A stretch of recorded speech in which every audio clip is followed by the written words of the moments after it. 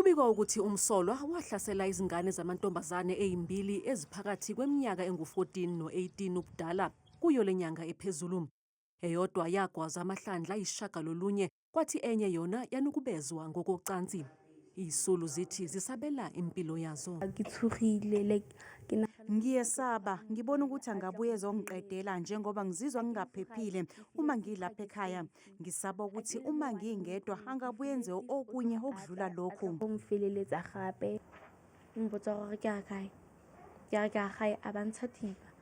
Wangibuza ukuthi ngiyaphi, wasekhipha ummese ogcwele igazi.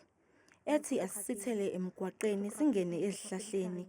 Wathi angikhumule ukuze angangibulali, ngimenzele lula.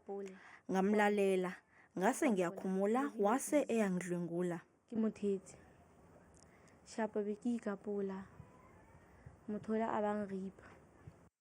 Abazali bathi bafuna umsolwa agcinwe esitokisini ukuze angabuyi ukuzokwesabisa izingane zabo.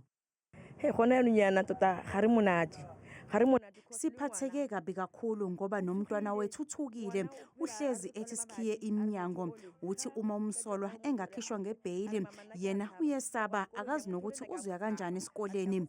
Uthi akazi nokuthi abangani bakhe bazombuka kanjani njengoba umzimba wakhe ugcwele izibazi zokugwazwa ngommese.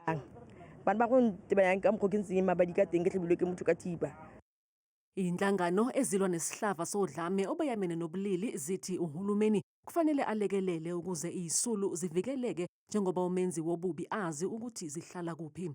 I'm afraid of this other 18-year-old because this person brought her home.